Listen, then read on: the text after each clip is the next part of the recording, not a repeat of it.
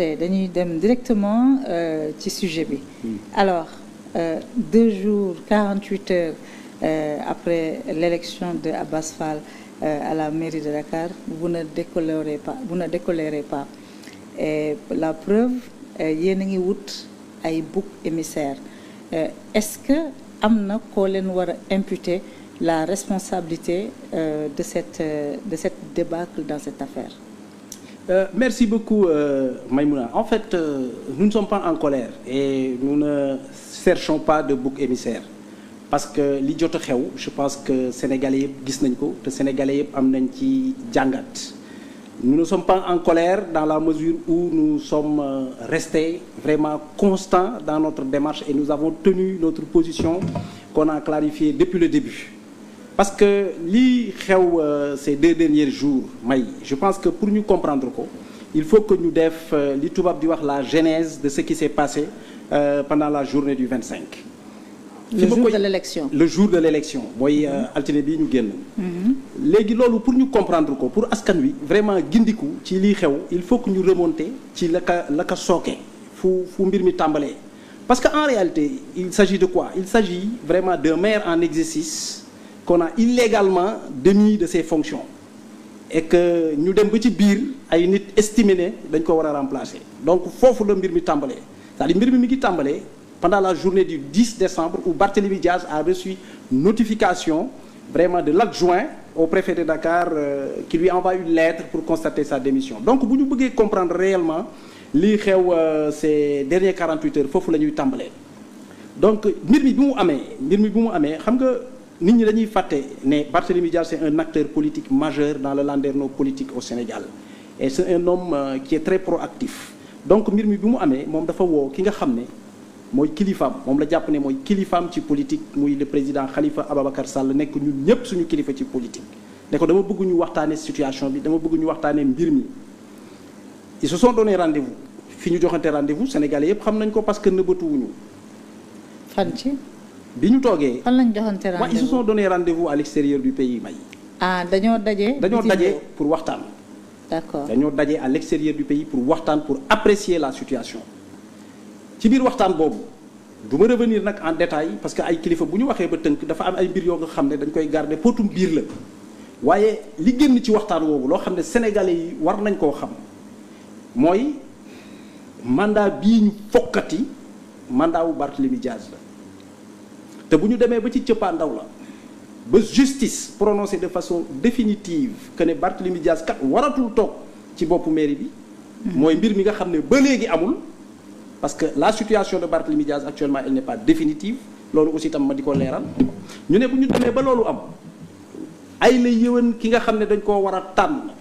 mu war a wutu Barthélémy Diaz pour àggali mandat bi parce que déggoo nañu boobu ne mandat wu Barthélémy Diaz la ay la yëwan ci choix boobu vraiment dañ ciy déglu Barthélémy loolu la ñu déggoo loolu mooy l'accord central qui est sorti vraiment de cette discussion. Comme ni ko Khalifa defee woon ak Soham Wardini. moom ci boppam. waaw Barthélémy ci boppam moo génnee la jurisprudence Soham Wardini ba ñu nanguloon ko ci jotaay boobu maintenant nag lan moo tax chemin faisant le mandat qui était le mandat de Barthélémy Diaz devient le mandat de Taxawu Sénégal. Je pense que loolu taxaw seetlu la bu nga xam ne c'est très important pour ñun ñu qu'est-ce qui s'est passé entre-temps pour que mu am cette évolution. dañ déggoo ne kii remplacer Barthélémy Diaz bu fekkee dafa war a terminer mandat bi Barthélémy Diaz moo koy tànn ci ban tur la ñu déggoo. waaw xam nga démb dégg naa sama mag suma xarit ne wax dëgg fa yàlla Barthélémy Diaz li mu wax mooy Ngoné Mbengue lay soutenir ñun ku ñu xam ne ci dëgg rek la ñuy dox te dëgg lu mu amul wax dëgg fa yàlla yiwu yàlla du ci am moo tax bu ñu toogee tey devant les Sénégalais dañu leen di leeral. te ci leeral boobu la ñu toll effectivement Barthélémy moo njëkk a évoqué la jurisprudence Soham Wardini pour wax de bu ñu tolloo ci tànn moom wax dëgg fa yàlla amul dara loo xam ne la ñu defoon en 2017 war na ko mën a tere ñu def ko en 2022 donc il a exprimé sa volonté qu'on puisse soutenir en fait le maire intérimaire pour mu àggali mandat bi parce que à ce moment-là Barthélémy Diaz estimait que wax dëgg fa yàlla ay la yéwén amul benn nit au niveau du bureau municipal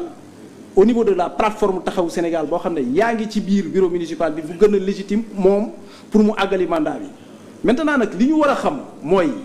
lu waral évolution bi am entre temps ak lan moo indi mbiicoo mbaaloo bi parce que dañu ñëw tey pour leeral et parce que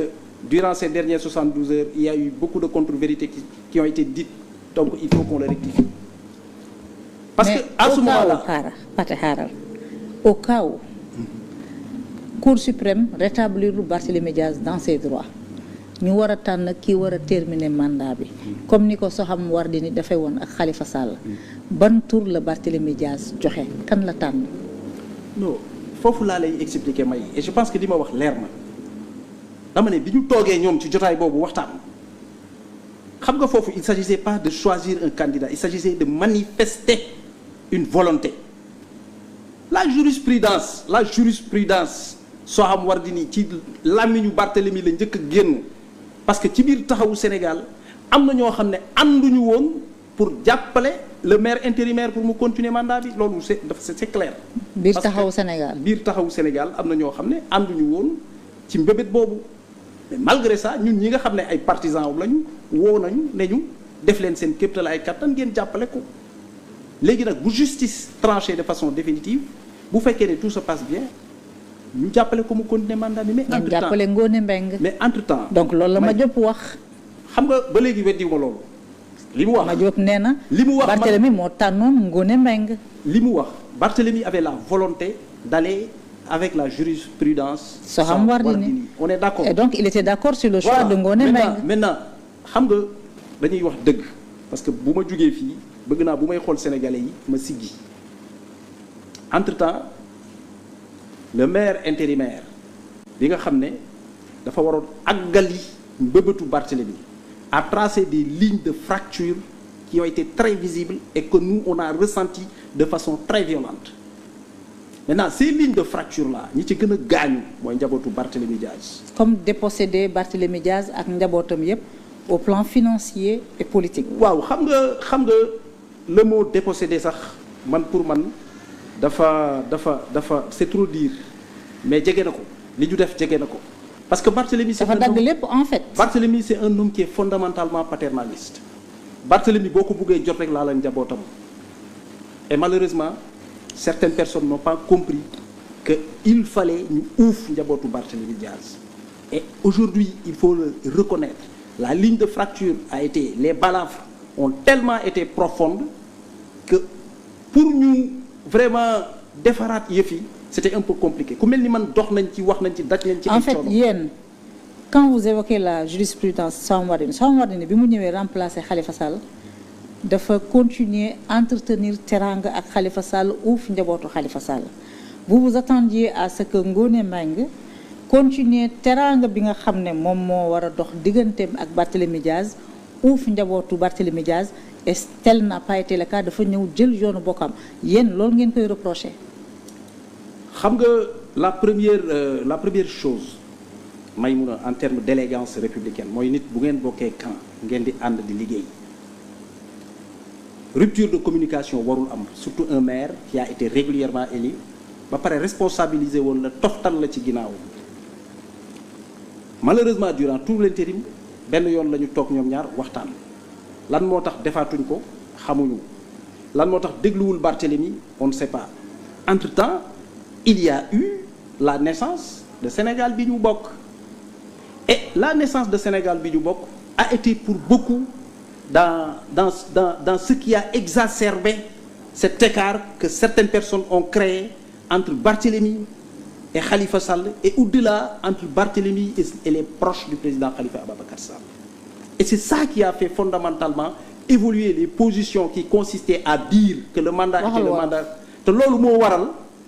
waral évolution boobu am ci position bi nga xam ne ñenn ñi amoon nañ ko ba gëmoon ko ba exprimer ko muy mandat wu Barthélémy Diaz la suñu demee ba ci cëppaandaw la ka war a àggali baatu Barthélémy Diaz da cee am solo trop donte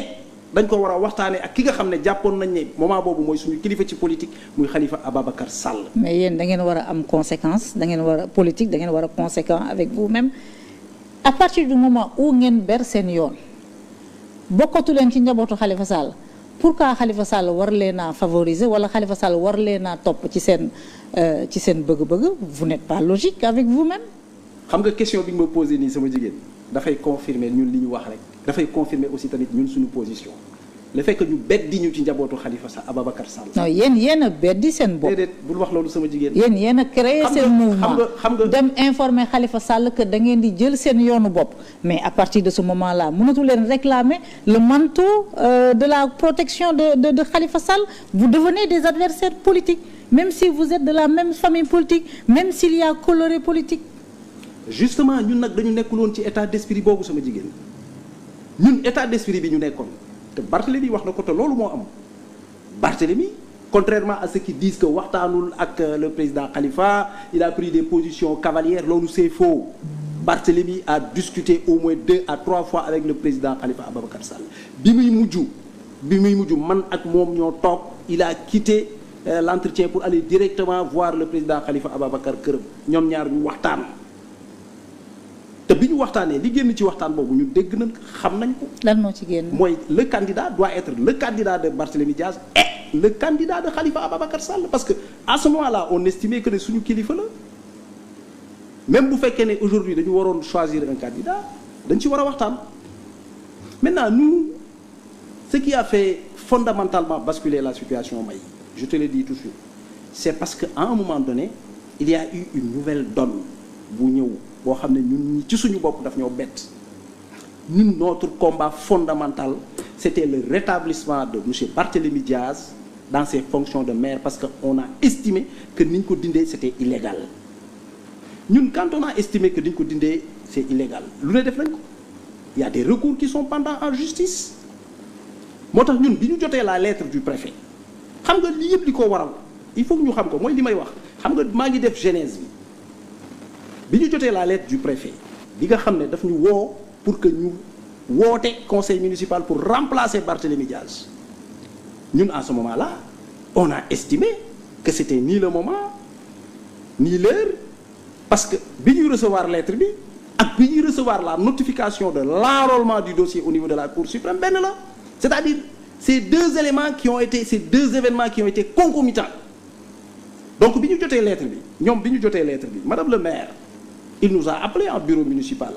pour apprécier la situation il nous a appelé en bureau municipal bi ñu ñëwee toog bureau municipal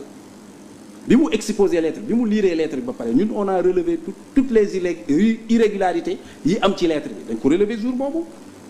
bi ñu ko relevé ñun on a estimé que comme le dossier est pendant à la Cour suprême et que le dossier a été enrôlé il y a une nouvelle donne qui vient. Le recours n'est pas suspensif. Je suis d'accord, le recours n'est pas suspensif, on est d'accord. Nous sommes des républicains, nous sommes des légalistes. Mais il faut reconnaître que c'est une nouvelle donne qui vient s'ajouter à la situation, qui vient s'ajouter à ce grand système de décision qu'on devait prendre. Donc il fallait l'intégrer. À ce moment-là, nous avons fait une proposition simple au bureau municipal. Nous avons dit Madame le maire, nous pensons que le choix d'une date pour remplacer Barthélémy Diaz est inopportun. Et par conséquent, li ñu mën a def mooy nañu def une correspondance au préfet pour lui expliquer que nous avons une nouvelle donne parce que ñu tamit dañuy politique c'est un acte politique qu'il fallait poser parce que les procédures on les provoque ak fu mu ñu mën a yóbbu yàlla rek moo xam loi moo xam mais les procédures il faut les provoquer. Nous avons estimé qu'il fallait écrire au préfet pour lui dire que comme il y a une nouvelle situation qui vient d'arriver, nous préférons attendre l'issue de l'audience du 18 pour convoquer le bureau municipal et choisir une date parce que la décision pouvait être d'un sens ou d'un autre. Jot lettre au préfet bi. La lettre du préfet nous l'avons reçue le 19 août. Le 19. Et Madame le maire a convoqué le bureau municipal, je pense 2 jours ou 3 jours après. Donc c'est au courant du bureau municipal parce que ce qu'il faut comprendre c'est que les collectivités territoriales may dañ ko consacré par le code ils bénéficient de la liberté d'administration. D'accord, mais vous êtes enfermé dans des délais aussi. Oui, loolu bul ko fàtte. maa ngi ñëw mais le choix des réunions ak bu mën ci doon le choix de la réunion du bureau municipal les choix concernant en fait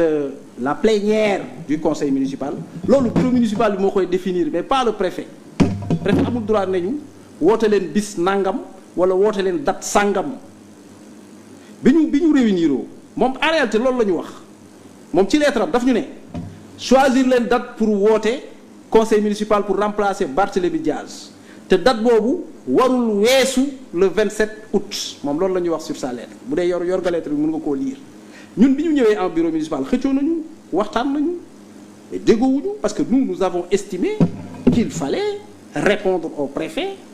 que décision bi mu jël ni teguwul ci yoon